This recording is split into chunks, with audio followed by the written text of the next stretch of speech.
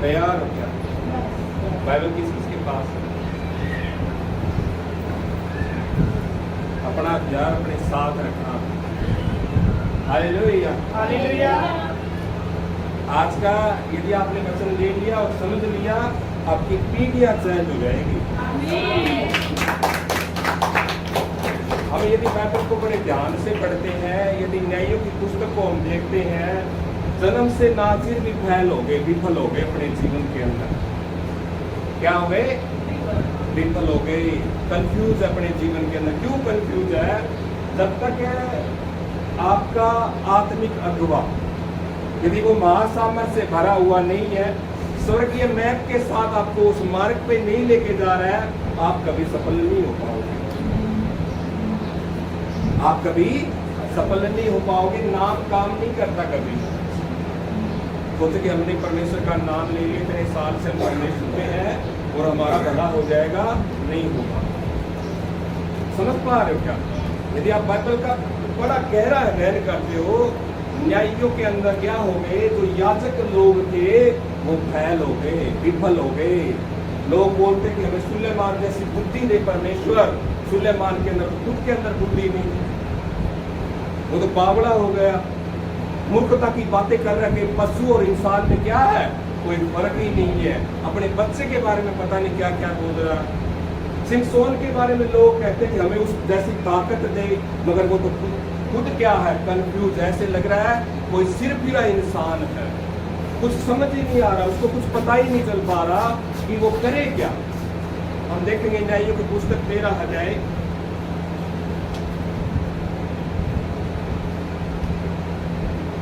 बड़े ध्यान से आज आपको वचन लेना है, समझना है कि आपके जीवन में यदि काम नहीं हो रहे हैं तो क्यों नहीं हो रहे, रीजन क्या है, और हो रहे हैं तो क्यों हो रहे हैं, आपको समझ आएगा। मेरी आवाज आ रही है पीछे तक?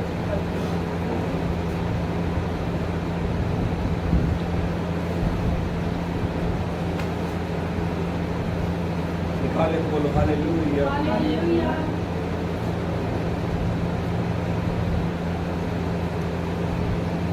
हाँ जी, हाँ जी।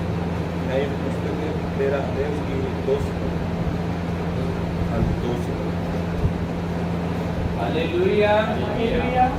न्यायियों की पुस्तक 13 अध्याय की 2 आयत। दानियों के कुल का सोरावासी मनोह नाम का एक पुरुष था, जिसकी पत्नी के बांझ होने के कारण कोई पुत्र न था। हालेलुया। पहली चीज आपको बड़े बारीकी से वचन को समझना है। सोरावासी कौन है? ये मनोह जो है वो याकूब का लड़का है। कौन है? याकूब का लड़का। और कुल किसके कुल की बात हो रही है? ये बात हो रही है जो याकूब का लड़का था उसके कुल की बात हो रही है। क्या थी उसकी वाइफ जो थी, वो क्या थी? बांझ थी। जब परमेश्वर पर मिशन को इस पृथ्वी पर पूरा करना होता है तो परमेश्वर एक नाजीर को भेजता है। किसको भेजता है? नाजीर को। आप ये समझ सकते हो कि यदि पृथ्वी पे किसी से परमेश्वर बात करेगा तो वो किससे बात करेगा? नाजीर से बात करेगा। यहाँ पर वचन आपको बड़े ध्यान से समझना है। मैं क्यों बता रहा हूँ, आपको समझ आ सके कि सोरावासी कुल कौन सा? कौन है? मनोह है। मनोह है याकूब का लड़का, और उसके जो कुल है उसकी बात हो रही है। और जो उसकी पत्नी थी वो क्या थी? बांझ थी। हाँ जी। आयत 3। इस औरत को यहोवा के दूत ने दर्शन देकर कहा, सुन, बांझ होने के कारण तेरा बच्चा नहीं है, परंतु कौन आता है उसके पास? मनोह की जो पत्नी है वो क्या है? बांझ है। कौन आता है उसके पास? सबर के दूत आता है उसको मैसेज देने के लिए। क्या मैसेज देने के लिए? हाँ जी। इस औरत को यहोवा के दूत ने दर्शन देकर कहा, सुन, बांझ होने के कारण तेरा बच्चा नहीं, परंतु अब तू गर्भवती होगी, तेरा बेटा होगा। हालेलुया।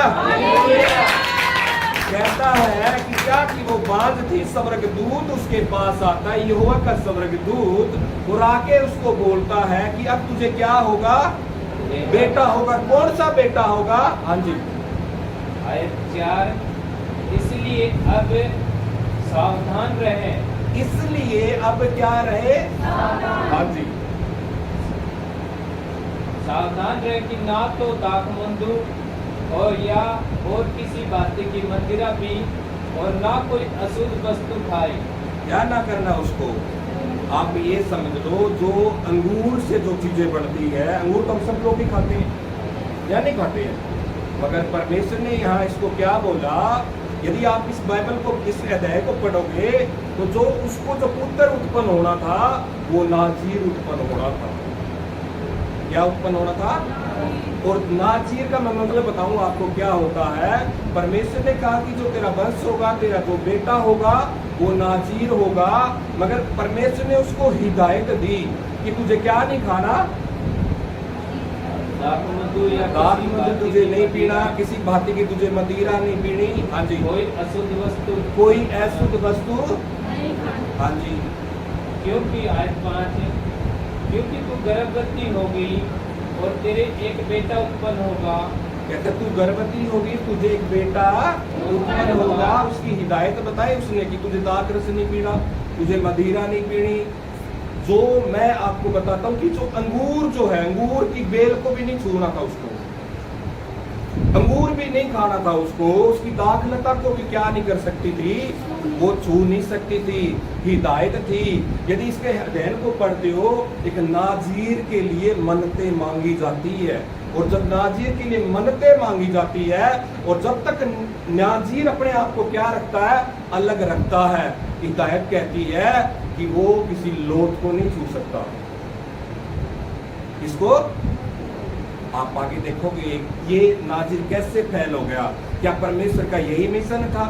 आज हम अपने जीवन में फेल हो रहे हैं, तो फेल होने का रीजन क्या है? यदि गवाही बन रही है तो क्या रीजन है कि गवाहियां बन रही है, और नहीं बन रही है तो रीजन क्या है? हाँ जी। और उसके सिर पर छुरा ना फिरे, क्योंकि वह जन्म ही से परमेश्वर का नाजिर रहेगा। हालेलुया। हालेलुया। दोबारा पढ़ो शायद को। हालेलुया। हालेलुया। आयत 5, क्योंकि तू गर्भवती होगी और तेरे एक बेटा उत्पन्न होगा और उसके सिर पर छुरा ना फिरे, क्योंकि वह जन्म ही से परमेश्वर का नाजिर रहेगा और इजराइलियों को फलिस्तियों के हाथ से छुड़ाने में वही हाथ लगाएगा। हालेलुया। हालेलुया। तेरा जन्म से ही क्या होगा? नाजिर। इसने मन्नतें नहीं मांगी है, खुद स्वर्गदूत इसके पास आए यहोवा परमेश्वर का, और कहता तेरे एक बेटा होगा जो जन्म से ही क्या होगा, नाजिर। उसके सर पे क्या ना फिरे, छुरा। नाजीर का मतलब क्या है? नाजीर का मतलब है पवित्र लोग, सामर्थी लोग, जिसके सांस के अंदर जीवन हो। अति पवित्र, पवित्रता ही छोटा वर्ड है, पवित्रता ही छोटा शब्द है, पवित्रता ही नहीं, अत पवित्रता की बात परमेश्वर कह रहा है। परमेश्वर ने कहा कि तुझे जो होगा नाजीर होगा। परमेश्वर ने हिदायत दी कि तुझे दाख रस नहीं पीना। और आपको यदि यहां तक समझ आया वचन आपको या नहीं आया? हाथ उठाओ, किस किस को समझ आया? पहला पॉइंट आपका मास्टर क्या है? दानियों के कुल से सोरावासी मनोह नाम का एक पुरुष। मनोह कौन है? याकूब का लड़का, और याकूब का लड़का है, उसके कुल की ये बात हो रही है। और मनोह जो है क्या थी, उसकी जो पत्नी थी वो बांझ थी। स्वर्गदूत उसके पास आता है, उसको हिदायत देता है कि अब तक तू बांझ थी, अब तेरे को क्या होगा, एक पुत्र होगा, तुझे क्या नहीं खाना। हिदायत दी परमेश्वर ने, और कहता वो जन्म से ही नाजीर होगा, उसके सिर पे क्या ना फिरे, छुरा ना फिरे। नाजीर का मतलब पवित्र लोग, सामर्थी लोग। उदाहरण जैसे माइलस्टोन, जैसे माइलस्टोन उदाहरण। नाजीर का मतलब परमेश्वर जैसे लोगों से बात करता है, इस पृथ्वी में यदि बात करेगा, ऐसे समझ पाओगे आप, तो किससे बात करेगा? नाजीर से। यदि इस पृथ्वी परमेश्वर कोई मिशन पूरा करेगा तो किसके द्वारा, किसको परमेश्वर भेजेगा? एक नाजीर को परमेश्वर भेजेगा। हालेलुया। मतलब उसके शब्दों के अंदर क्या होगा? जीवन होगा। उसके शब्दों में क्या होगा? जीवन। उसकी सांसों में क्या होगी? पवित्रताई। बोलना उसके जीवनों में क्या होगा? जीवन होगा जब वो बोलेगा। उसके सांसों के अंदर क्या होगी? पवित्रताई। परमेश्वर से बात करने वाला व्यक्ति। हालेलुया। समझ पा रहे हो क्या? यदि परमेश्वर मान लो इस पृथ्वी में किसी से बात करनी तो किससे करेगा? नाजीर से। एक बड़े मिशन को परमेश्वर ने तैयार किया, एक बड़े विजन को परमेश्वर ने तैयार किया कि उस नाजीर के द्वारा उसे क्या किया जाए? पूरा किया जाए। मगर नाजीर क्या हो गया? फैल हो गया, कंफ्यूज हो गया। वो आपको लगता है कि हम प्रभु यीशु मसीह में आके और बेचारे रह सकते हैं? हो सकता है कि हम शर्मिंदगियों में रह सकते हैं। रीजन क्या है? हिदायत से बाहर जाना। बाइबल का वचन कहता है यदि तुम मुझसे प्रेम करोगे तो मेरी आज्ञाओं को मानोगे, और आज्ञाओं के अंदर ही परमेश्वर छुपे हुए हैं। 2000 से ज्यादा परमेश्वर को हो गए क्रूस पे बलिदान दिए हुए। क्या हमारा इंतजार कभी खत्म ही नहीं होगा? क्या हम इंतजार करते ही रहेंगे? ऐसा परमेश्वर नहीं है। परमेश्वर की वैल्यू कब समझ आती है? जब आप सारी चीजों से पहला स्थान परमेश्वर को देते हो और सारी चीजों से क्या करते हो? बाहर आ जाते हो। हाँ जी। आयत 6, उस औरत ने अपने पति के पास जाकर कहा, परमेश्वर का एक जन मेरे पास आया था जिसका रूप परमेश्वर के दूत का सा अति भय योग्य था। यदि आप इस चैप्टर को पूरा पढ़ोगे, मैं बताता हूँ आपको, जब उस औरत ने मनोह को जाके बोला, अपने पति को बोला कि एक व्यक्ति इसका रूप परमेश्वर के एक जन ने मेरे पास आया था जिसका रूप परमेश्वर के दूत का सा अति भय योग्य था। वो अपने पति को बताती जाके कि परमेश्वर का एक दूत, स्वर्ग दूत क्या हुआ, मेरे पास आया और उसने मुझे आके बोला कि अब तू क्या होगी? गर्भवती होगी, तेरे बेटा उत्पन्न होगा और वो क्या होगा? नाजीर। आपको पता चलता कि स्वर्ग दूत ऐसे ही नहीं आता। स्वर्ग दूत का आना, उसका दर्शन देना आपकी गवाही डरना, आपके पंगे खत्म है।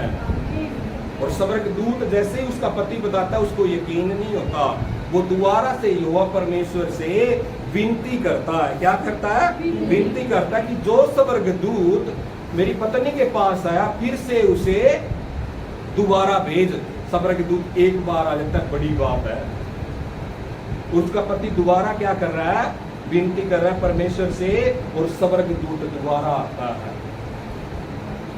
और वो फिर से पूछते हैं कि ये जो नाजीर होगा ये कैसे होगा, कैसी हिदायतें हैं, और स्वर्ग दूत उसको बताता है कि ये होंगे। वो बलियां देने की कोशिश करते हैं मगर स्वर्ग दूत मना करता है कि तू बलि जो है वो यहोवा को ही दे। हालेलुया।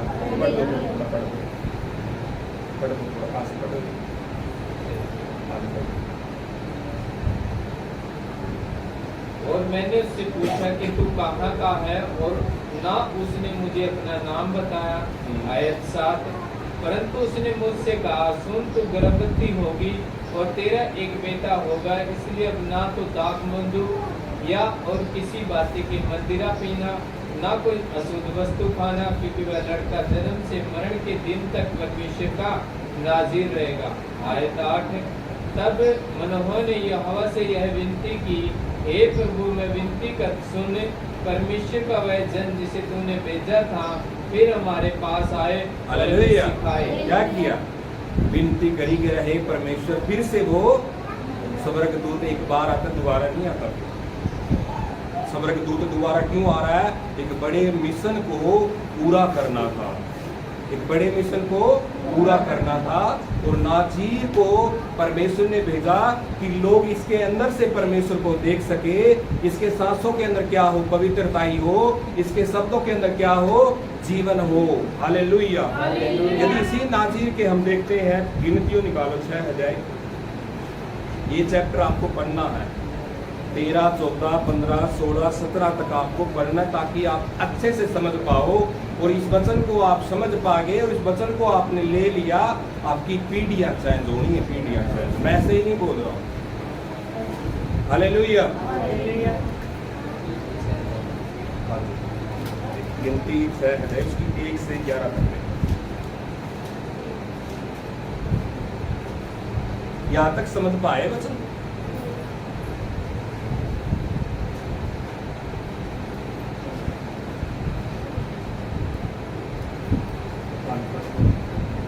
हालेलुया। गिनती 6 की 1 आयत।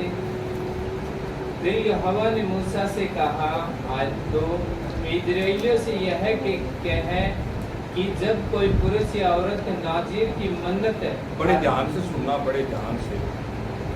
कई बार हम परमेश्वर से मांगते नहीं कि परमेश्वर मेरा बच्चा ऐसा हो, मुझे ये चाहिए परमेश्वर। समझ पा रहे हो? जब परमेश्वर के सामने बातें रखते हो ना कि मेरी लड़की ऐसी होनी चाहिए परमेश्वर, ये ध्यान से समझना, बड़े ध्यान से समझना। हाँ जी, दोबारा से पढ़ना। हालेलुया।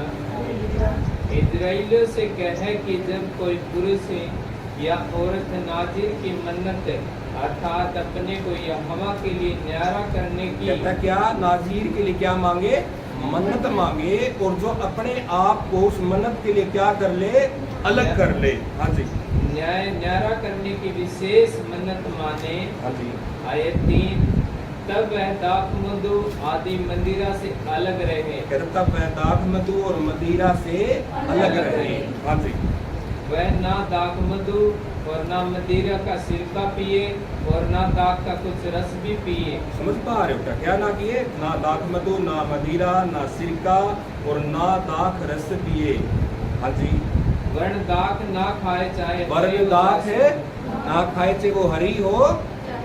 अंगूर, अंगूर तो सभी खाते हैं, मगर जब मन्नतें मांगते हैं, मन्नतें मांगी जाती है नाज़ीर के लिए और अपने आप को अलग कर लिया जाता है।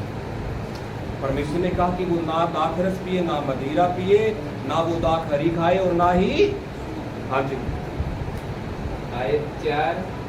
जितने दिन वह न्यारा रहे उतने दिन तक वह बीज से ले छिलके तक, बीज से लेकर, हाँ जी, जो कुछ दाखलता से उत्पन्न होता है उसमें से कुछ ना खाए।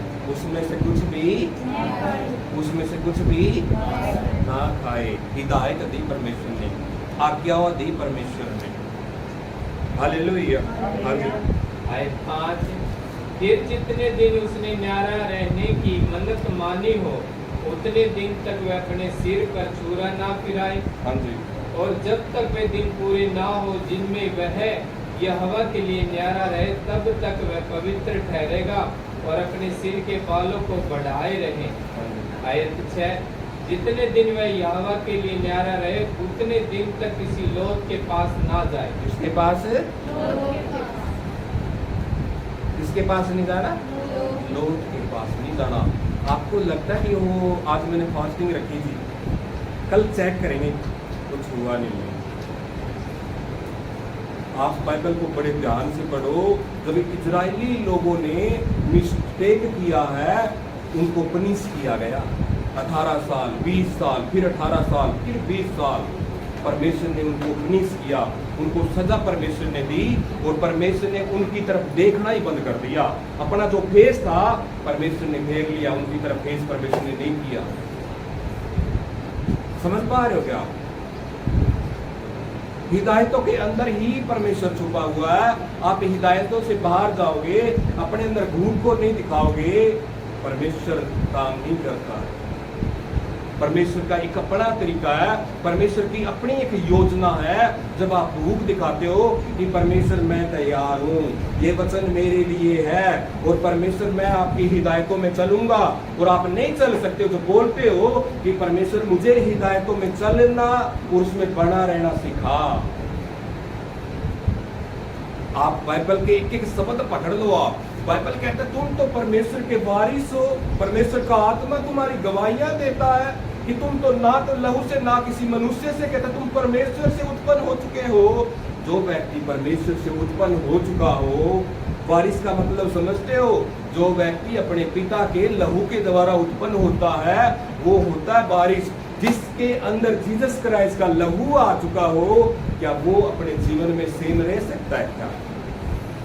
क्या उसके जीवन में बदलाव नहीं आएगा? क्या यदि कोई व्यक्ति हिदायतों को तोड़ के आगे की ओर बढ़ेगा, यदि बाड़े को वो तोड़ेगा तो सांप उसे डसेगा। एक स्वर्गीय योजना परमेश्वर ने हर व्यक्ति के लिए बनाई है, मगर परमेश्वर ने बेचारा नहीं ठहराया।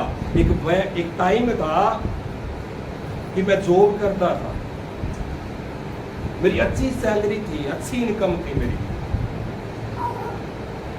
पैसे बहुत थे, गिनती नहीं मालूम।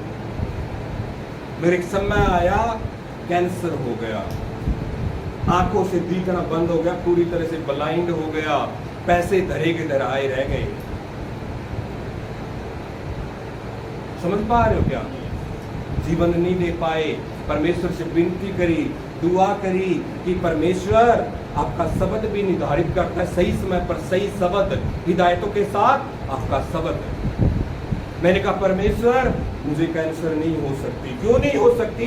मैं आपका वारिस हूं। आपको बोलना पड़ेगा, ऐसे अपने आप से कुछ नहीं होना कि वो आसमान से कुछ गिरेगा, वो ऐसे नहीं। पवित्र आत्मा जेंटलमैन है और कलीसिया का जो संचालन करता है वो पवित्र आत्मा है, और पवित्र आत्मा उनको छूता है तो दिखाते कि मैं भूखा हूं,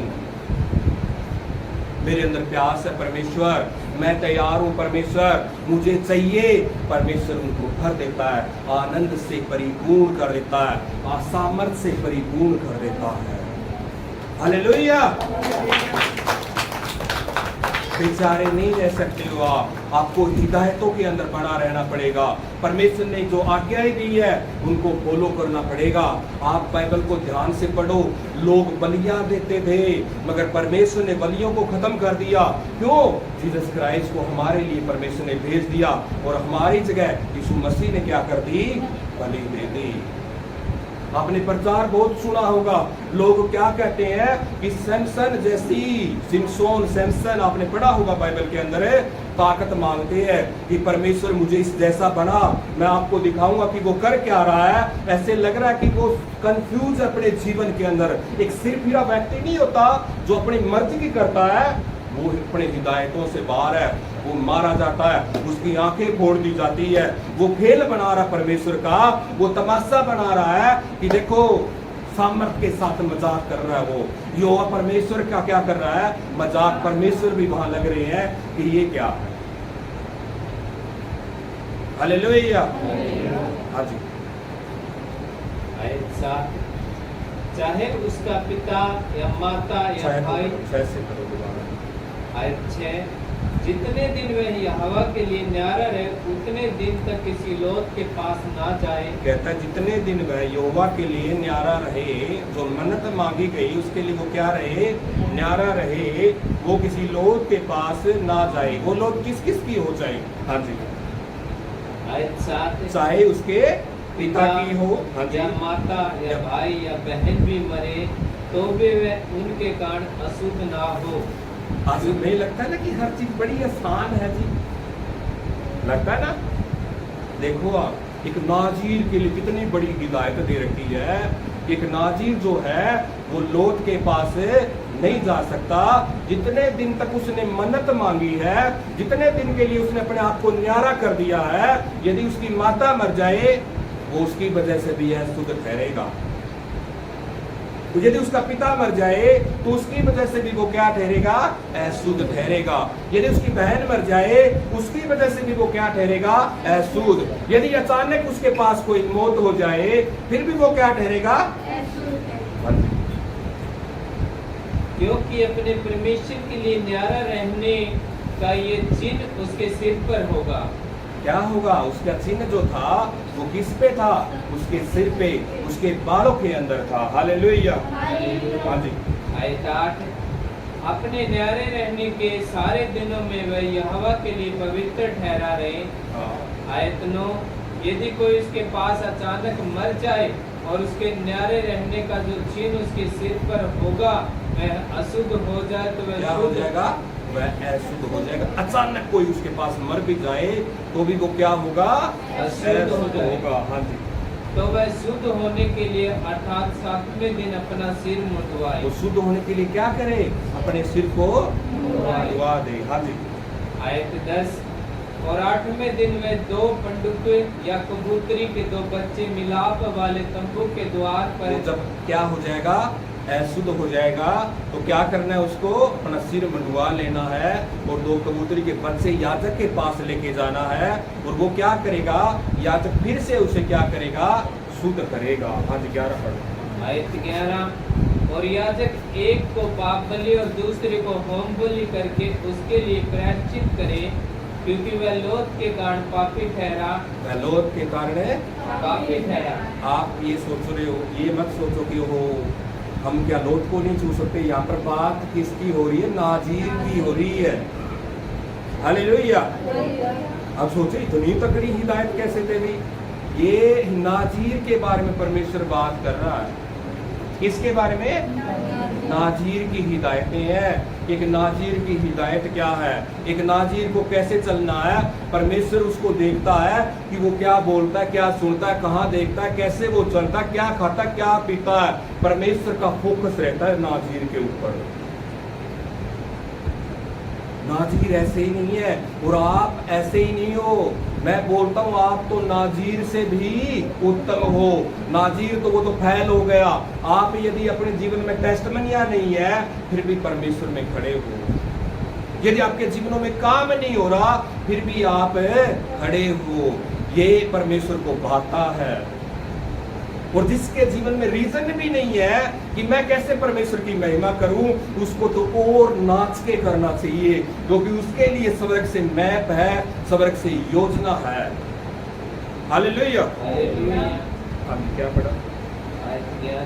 अब निकालो न्यायों की पुस्तक, उसका 16 अध्याय।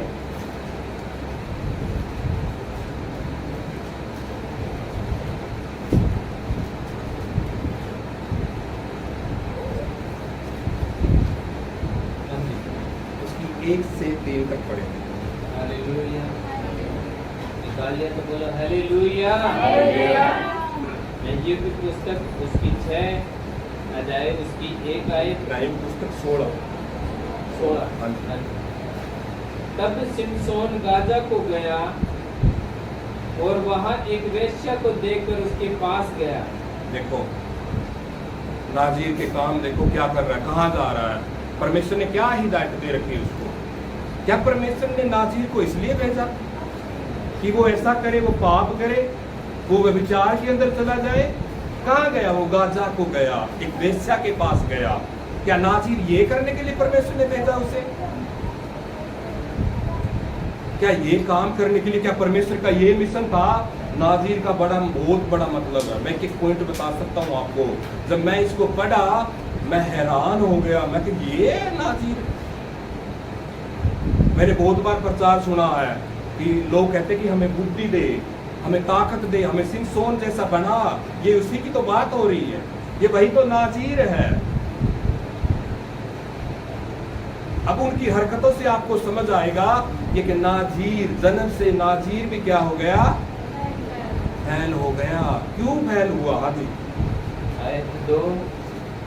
जब गाजा वासियों को इस समाचार मिला कि सिमसोन यहाँ आया है, तब उन्होंने उसको घेर लिया और रात भर नगर के फाटक पर उसकी घात में लगे रहे और यह कहकर रात भर चुपचाप रहे कि भोर होते ही हम उसको घात करेंगे। आयत 3। परंतु सिमसोन आधी रात तक पड़ा रहा और आधी रात को उठकर उसने नगर के फाटक के दोनों पल्लों और दोनों बाजुओं को पकड़कर पेड़ों समेत उखाड़ दिया। देखो ताकत देखो आप। पहले जो पुराने जो आप देखते हो, जो मैन जो गेट होता था उसमें पल्ले लगे होते थे, जिस तरह से ये लगे हुए ना, बड़े लगे होते, वो बहुत हैवी होते थे, भारी होते थे। उस अकेले ने क्या कर दिया? फाड़ दिया उसे। आप आगे देखो, ये चोरी कर रहा है, 1000 लोगों को मार देता है ये गधे के जबड़े से। चोरी कर रहा है, लोथ में से शहद खा रहा है। ये सब हिदायतों का इसने क्या कर दिया? तोड़ दिया। ये कंफ्यूज है, समझ नहीं आ रहा इसको कि करना क्या है मुझे। क्यों? कोई अगुवाई नहीं है, कोई अगुवा नहीं है, कोई स्वर्ग से मैप बताने वाला नहीं है कि तेरे लिए ये स्वर्ग से मैप तैयार किया गया, ये स्वर्ग से लिए तेरा डिजाइन है और तुझे इस मार्ग पे तुझे चलना है। हाँ जी, अब निकालो न्याय की पुस्तक 13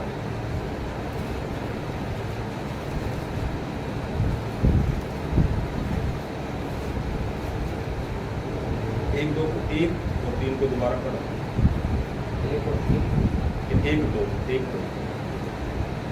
हालेलुया। न्यायों की पुस्तक 13 अध्याय उसकी 1 आयत। इस्राएलियों ने फिर यहोवा की दृष्टि में बुरा किया, इसलिए यहोवा ने उनको फिलिस्तियों के बस में 40 वर्ष के लिए रखा। आप देखो क्या किया इजरायली लोगों ने, क्या किया? यहोवा की दृष्टि में बुरा यहोवा की किया। दृष्टि में क्या किया? बुरा किया। और कितने साल तक की बात कर रहा है? 40 वर्ष के लिए रखा। 40 वर्ष के लिए रख दिया। हाँ जी, गुलामी में चले गए वो। गुलामी का मतलब समझते हो? यदि कोई व्यक्ति पाप का गुलाम हो चुका हो, यदि कोई व्यभिचार का गुलाम हो चुका हो, कोई अशुद्धताई में चला जा चुका हो, तो पता है परमेश्वर क्या करते हैं? उसी टाइम एट द सपोर्ट उस व्यक्ति को छुड़ाने के लिए परमेश्वर क्या करते हैं? तैयारी करते हैं, एक्शन लेते हैं कि नहीं, तुरंत परमेश्वर। गुलामी का मतलब है, गुलामी का मतलब जब आपका दिल और दिमाग मान ले कि मैं पाप का गुलाम हूं, मैं व्यभिचार का, मैं शुद्धताई का, जब आपका दिल और दिमाग मान लेता तब आप गुलाम होते हो, ऐसे गुलाम नहीं होते आप।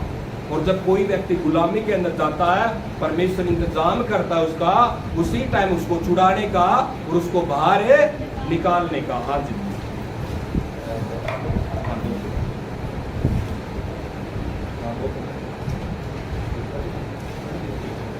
14 निकालो, 14 उसका 19,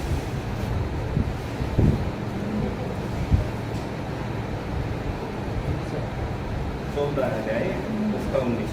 हालेलुया। न्यायों की पुस्तक 14 अध्याय उसकी 19 आयत को पढ़ेंगे।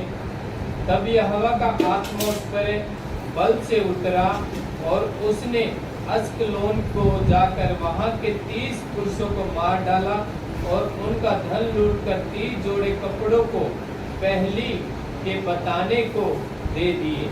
देखो आप क्या कर रहे हैं ना जी, कह रहे लोथ के पास भी, और ये क्या कर रहा है? कितने लोगों को मार दिया? कितने लोगों को क्या कर दिया? इसने पहली पूछी। जब इसके साथ की एक पार्टी थी, उस पार्टी में इसने क्या पूछी?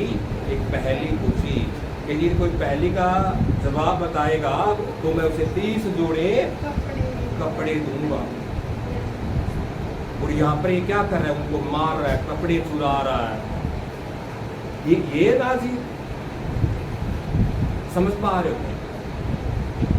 बड़ी गहरी बातें हैं इसके अंदर, बहुत गहरी बातें, जीवन बदलने वाली बातें, जीवन पाने वाली बातें, पीढ़ियों को चेंज करने वाली बातें जब हम अपने जीवन के अंदर लागू करते। वचन का मतलब क्या है?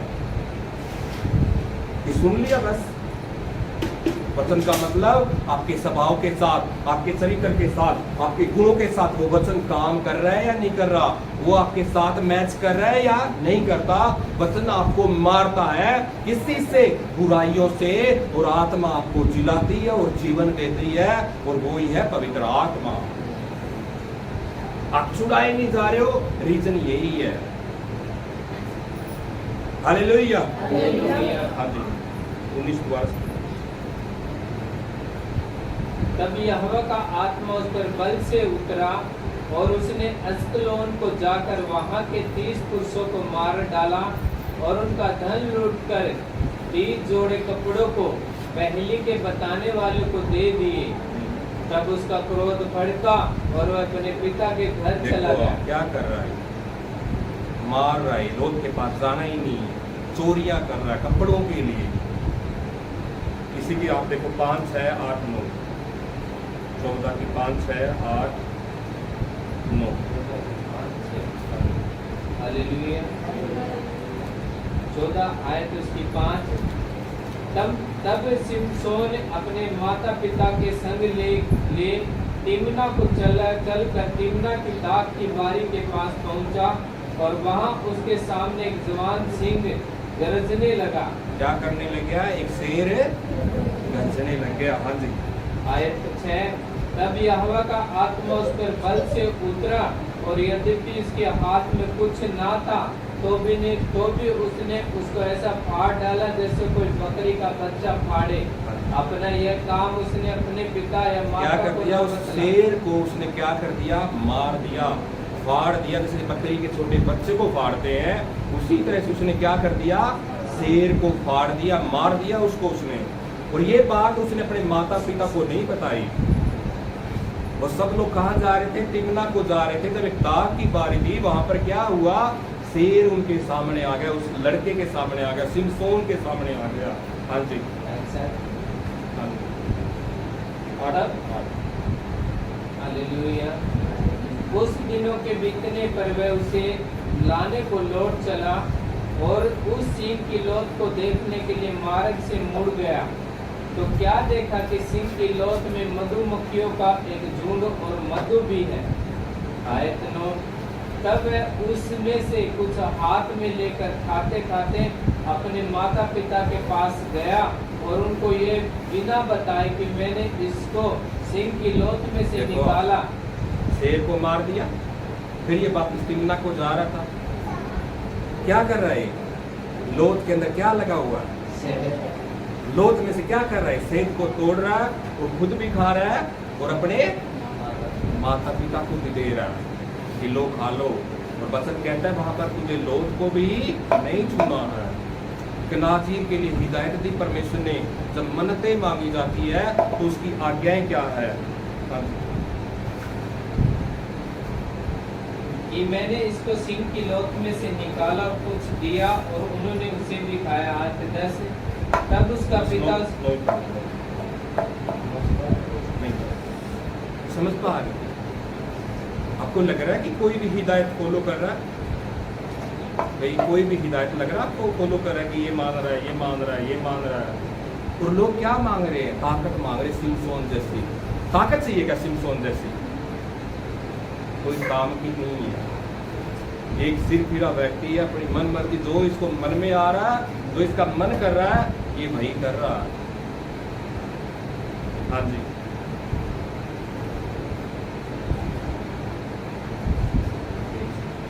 क्या प्राप्त तो आपने 13 के अंदर देखा क्या कर दिया इजरायली लोगों को? परमेश्वर ने क्या कर दिया? 40 साल के लिए गुलामी में दे दिया। क्यों? हिदायतों को तोड़ना। यदि हमारे जीवन में जहां हिदायत टूटती है, एक लगता है हमें कि वो आप पढ़ो, बाइबल को पढ़ो, बड़े अच्छे से। बाइबल के अंदर ही जीवन है, वचन ही है।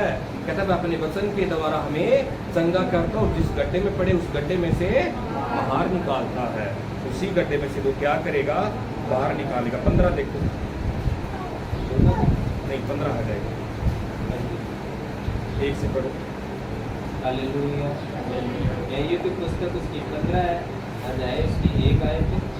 परंतु कुछ दिनों बाद गेहूं की कटनी के दिनों में सिमसोन बकरी का एक बच्चा लेकर अपनी पत्नी से मिलने ससुराल गया और कहा मैं अपनी पत्नी के पास कोठड़ी में जाऊंगा, परंतु उसके ससुर ने उसे भीतर जाने से रोका। आयत 2। और उसके ससुर ने कहा मैं सचमुच ये जानता कि तू उससे बैर ही रखता है। उसकी पत्नी भी उसके पास नहीं रही, कोई चीज उसने करी नहीं सही। समझ पा रहे हो क्या? उसकी पत्नी भी उसी के दोस्त के साथ क्या कर दी? शादी कर दी। जो वो अपनी पत्नी को क्या करता था? मारता था, पीटता था वो। उसके ससुर ने कहा कि नहीं, तू उससे बैर ही रखता है, तू जो मर्जी आ रहा वो कर रहा है। क्या कर दिया? उसकी पत्नी भी उसके वो ना पत्नी का रहा और ना ही परमेश्वर का हो रहा। आप देखो आप आयत 2। और उसके ससुर ने कहा सचमुच यह जानता था कि तू उससे बैर ही रखता है, इसलिए मैंने उसके तेरे संगी से विवाह कर दिया। तब सिमसोन ने जाकर 300 लोमड़ियां पकड़ी। देखो जैसे उसकी पत्नी की शादी किसी और से कर दी, उसको गुस्सा आ गया और उसने क्या कर दिया? 300 लोमड़ियों को पकड़ा। एक लोमड़ी नहीं पकड़ी जाती। पकड़ सकता है कोई? एक लोमड़ी नहीं पकड़ सकता कोई। ऋषि ने कितनी पकड़ ली? 300। 300 लोमड़ियों को पकड़ दिया और उनकी पूंछ में क्या कर दिया, क्या बांध के आग लगा दी उसने। जी पढ़ो आगे पढ़ो, क्या लिखा। तब सिमसोन ने जाकर 300 लोमड़ियां पकड़ी और मसाल लेकर 2-2 लोमड़ियों की पूंछ एक साथ बांधी और उनके बीच एक एक मसाल बांधी। देखो हाजिर के काम देखो आप, 300 लोमड़ियों को पकड़ लिया, उनकी पूंछ 2-2 की बांधी और मसाल बांधी। क्या इसलिए परमेश्वर ने भेजा नाजीर को? ये मिशन था परमेश्वर का। आगे और देखो आप 5-6 पढ़ो। आयत 5। तब मसालों में आग लगाकर उसने लोमड़ियों को फलिस्तियों के खड़े खेतों में छोड़ दिया और फूलों के ढेर बन खड़े खेत और जैतून की बारियां भी जल गई। देखो और एक बहुत ही मशहूर किया हुआ है दलीला वाला, सबने सुना? दलीला वाला किस्सा सुना सबने? दलीला को जानते हो? हाथ उठाओ कौन जानते? तो नीचे करो। हालेलुया।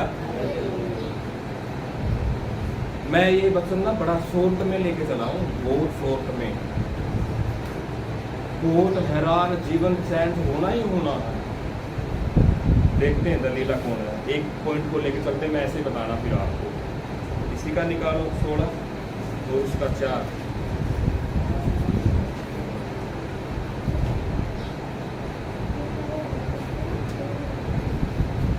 हालेलुया। यायू की पुस्तक 16 अध्याय की 4 आयत है। इसके बाद वह सूरेक नामक घाटी में रहने वाली दलीला नामक एक औरत से प्रीति करने लगा। देखो नाज़ीर क्या क्या कर रहा है। और आगे देखो इसने परमेश्वर का मजाक बना रखा है, सामर्थ का मजाक बना रखा है। पढ़ो आगे को थोड़ा पढ़ो।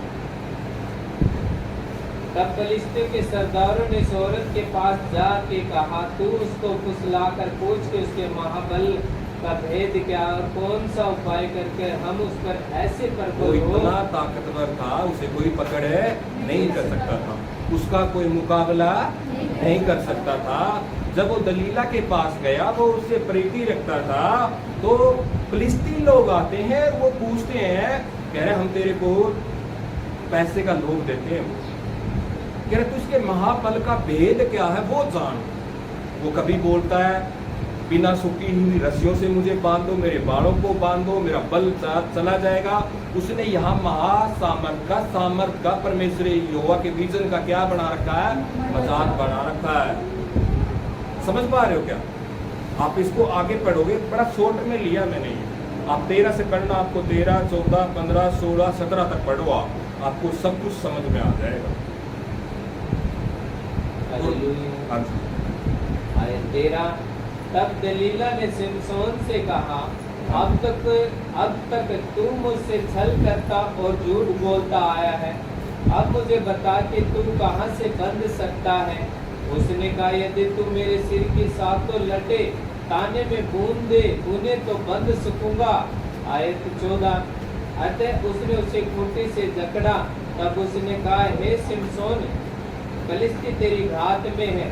तब वह नींद से चौंक उठा और खूंटी को धड़ में से उखाड़ कर उसे ताने समेत ले गया। देखो आप इसको पूरा पढ़ना, क्या बना रखा है उसने, मजाक, टेल। परमेश्वर काम करते जब अलर्ट होते हैं, पूरी तरह से चौकस होते हैं। बीमारियां बड़ी नहीं है, हरा सकते हो आप उनको, मगर आपको मालूम होना चाहिए कि मुझे बोलना क्या है। आप बाइबल को पढ़ो, एक सूबेदार का व्यक्ति क्या हो गया, बीमार हो गया। वो बड़े लोगों को भेजता है कि जाओ विनती करो, निवेदन करो, यीशु मसीह मेरे घर पे आए कि मैं इस योग्य हूँ, उन्होंने मेरे लिए क्या बनाया है, आराधनालय बनाया। वो करता है, मगर जीसस क्राइस्ट जैसे घर पे पहुँचते हैं मना कर देता है कि मैं इस योग्य हूँ ही नहीं। तो ये क्या है, घर पे व्यक्ति को पहले बुला के लेके आओ और घर पे आ जाए तो कहते नहीं भाई मैं इस योग्य नहीं हूँ। क्या इसमें महिमा है? मगर उसके शब्द ऐसे थे कि परमेश्वर सिर्फ मुंह से एक वचन कह दे, मुंह से शब्दों का मायने करता है। कि आप परमेश्वर को इंतजार करवा रहे हो या आप परमेश्वर का इंतजार कर रहे हो। जब तक आपके अंदर आप चमकना चाहते हो, परमेश्वर कहता है मैंने तुम्हें पूंछ बनाने के लिए नहीं चुना है। क्या बनाने के लिए चुना? सिर बनाने के लिए। आज हम बेचारे क्यों हैं? कह रहे मेरे ज्ञान के न होने के कारण मेरी प्रजा। 3 तरह के लोग होते हैं और मैं उन तीनों से बच के रहता हूं। कौन कौन से मालूम है? एक बात करेंगे कि प्रभु मुझे ये बोला है, दर्शन की बात करेंगे। प्रभु ने आज मुझे ना ये बोला है। एक होंगे आज पवित्र आत्मा, मैं बच के रहता हूँ, उनसे बड़ा बच के रहता हूँ। पवित्र वो जिसको परमेश्वर बोले उससे डरना चाहिए कि नहीं डरना चाहिए? डरना चाहिए या नहीं चाहिए? मैं कहा भाई तेरे को जब परमेश्वर ने बोल दिया, मेरी क्या मजा। बातों में कुछ नहीं डरा, तर्क वितर्क के अंदर कुछ नहीं पड़ा।